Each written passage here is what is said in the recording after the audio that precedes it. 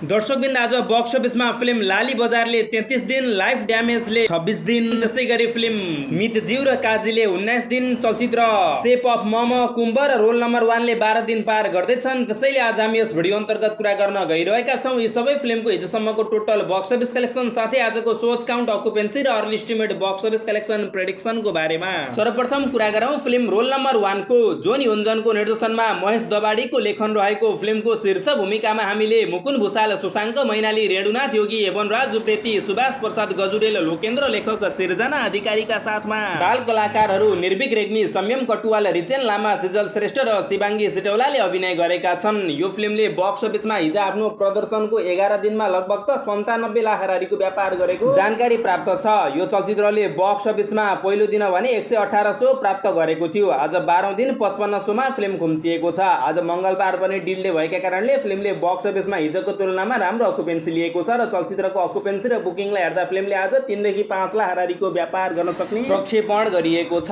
अब कुरा गरौँ चलचित्र कुम्भको।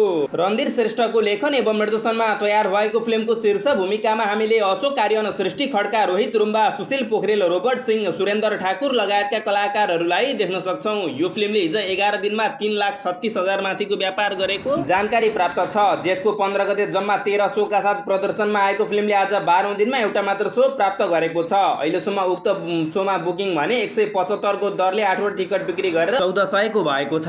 बढीमा बढी फिल्मले आज 2250 को व्यापार गर्न सक्छ। अब कुरा गरौँ चलचित्र सेप अफ मम, छोरा जस्तैको। त्रिवेणी राईको निर्देशनमा त्रिवेणी राई र किस्लेको लेखन रहेको फिल्मको शीर्ष भूमिकामा हामीले गौमाया गुरुङ, पशुपति राई, श्यामाश्री शेर्पा, राहुल मुखिया लगायतका कलाकारहरूलाई देख्न सक्छौँ। हिजो 11 दिनमा नर्मली पनि 8,48,000 माथिको व्यापार गरेको फिल्मले आज 12औं दिनमा 3वटा शो प्राप्त गरेको छ।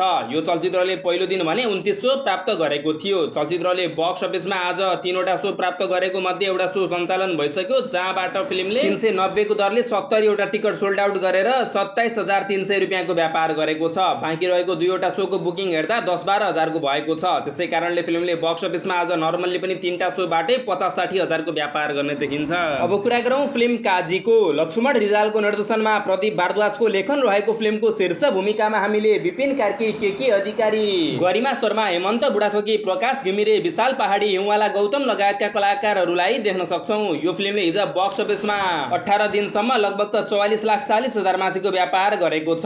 पहिलो दिन जेठको 8 गते 104 शोका साथ प्रदर्शनमा आएको फिल्मले आज 19औं दिनमा एउटा शो प्राप्त गरेको छ, त्यो पनि राति 8 बजे छ। अहिलेसम्म उक्त शोमा कुनै पनि बुकिङ छैन। फिल्मले आज केही हजारको मात्रै व्यापार गर्ने देखिन्छ। अब कुरा गरौँ चलचित्र मितज्यूको। अनिल बुढामगरको निर्देशनमा महेश राईको लेखन रहेको फिल्मको शीर्ष भूमिकामा हामीले दयाहाङ राई, सौगात मल्ल, तेरिया फौजा मगर, पुष्कर गुरुङ, सुवर्ण थापा, खड्कबहादुर पुन लगायतका कलाकारहरूलाई देख्न सक्छौँ। यो चलचित्रले हिजो 18 दिनमा बक्स अफिसमा नर्मली पनि 1,31,15,000 माथिको व्यापार गरेको जानकारी प्राप्त छ। आज 19औं दिन फिल्मले 5वटा शो प्राप्त गर्यो, जसमध्ये 3वटा शो सञ्चालन भइसक्यो, जसमध्ये 2टा शो त खाली नै गयो भने एउटा शोबाट 150 को दरले 4वटा टिकट बिक्री गरेर 600 रुपियाँको मात्रै कमाइ गर्यो। बाँकी रहेको 2वटा शोको अहिलेसम्म कुनै बुकिङ छैन। बढीमा बढी केही हजार मात्रै फिल्मको कमाई आज आउँछ।